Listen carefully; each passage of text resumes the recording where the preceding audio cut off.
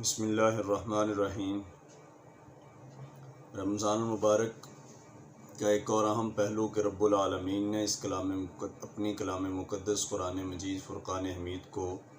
رمضان المبارک میں نازل فرمایا، اور روزے کے متعلق جس طرح ہم پہلے عرض کر چکے کہ اللہ تبارک و تعالیٰ نے اس روزے کا ایک اہم مقصد تقوی کا حصول بیان کیا، اور قرآن مجید کے تعارف پر اس کے آغاز میں جو اسلوب اختیار کیا گیا، الف لام میم ذالک الکتاب لا ریب فیہ ھدی للمتقین، یعنی رمضان کا مقصد تقوی کا حصول،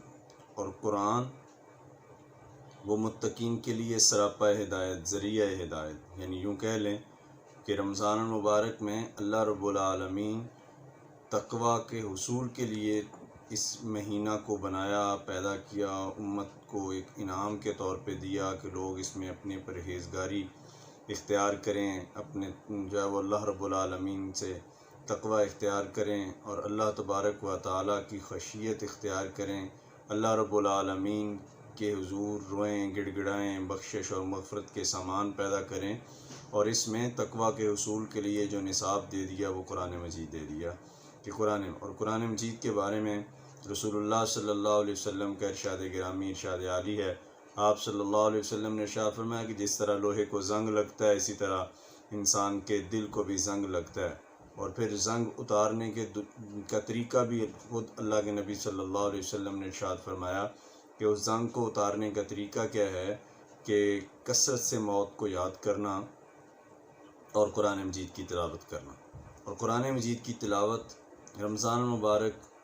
اس کو قرآن کا مہینہ بھی کہا گیا کہ کثرت تلاوت رمضان المبارک میں پیدا ہو جاتی ہے، رمضان میں تلاوت کی کثرت ہو جاتی ہے، لوگ قرآن کی طرف پہلے سے زیادہ راغب ہو جاتے ہیں، اور ویسے بھی قرآن مجید رمضان المبارک میں سب سے زیادہ، پورے سال کی نسبت سب سے زیادہ تلاوت کیا جاتا ہے، بالخصوص تراویح کے اندر، نوافل میں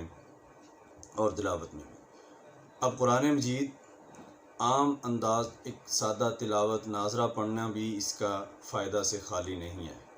اور پھر رمضان المبارک میں جس طرح کہ ایک اور حدیث مبارکہ آپ نے فرمایا کہ ایک لفظ، ایک حرف پڑھنے پہ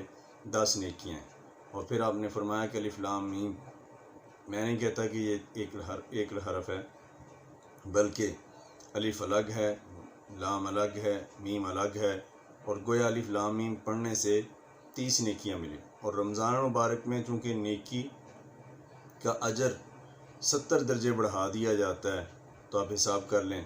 کہ ایک حرف، ایک لفظ پڑھنے کا، ایک حرف کے اگر کہیں 10 نیکیاں تھیں تو اب وہ 70 ہو گئیں، تو ایک لفظ پڑھنے کی اب جو ہے وہ نیکی اور اس کا اجر کتنا بڑھ گیا۔ تو تلاوت کرنا یہ بھی فائدہ سے خالی نہیں، لیکن اگر قرآن مجید کو اس کے ساتھ ساتھ اس کے فہم، اس کے معانی، اس کے مطالب اور اس کے احکام و نصیحتوں کو مد نظر رکھتے ہوئے پڑھا جائے تو یہ تقوی کے اعلیٰ درجات کی طرف انسان کو لے جا سکتا ہے، کہ انسان کو یہ درس جھنجھوڑتا ہے قرآن کہ اس کے اندر پوری زندگی کا چونکہ نصاب ہے، اور اس کے اندر اللہ رب العالمین کے احکام، اللہ کی منشا، اللہ کی انسان کی زندگی، نظام حیات، اور چونکہ قرآن پاک کو کتاب انقلاب کہا جاتا ہے، تو یہ سمجھ کر اللہ کے احکام کو پہچان کر پڑھنے سے انسان کی زندگی میں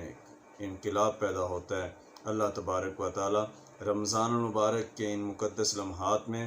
ہمیں قرآن مجید کے ساتھ اپنا تعلق مضبوط بنانے کی توفیق عطا فرمائے، اور ہمیں قرآن پاک کو نظام حیات اور اپنی زندگی کے لیے انقلاب کا ذریعہ بنانے کی توفیق عطا فرمائے۔ وما علینا الا البلاغ المبین۔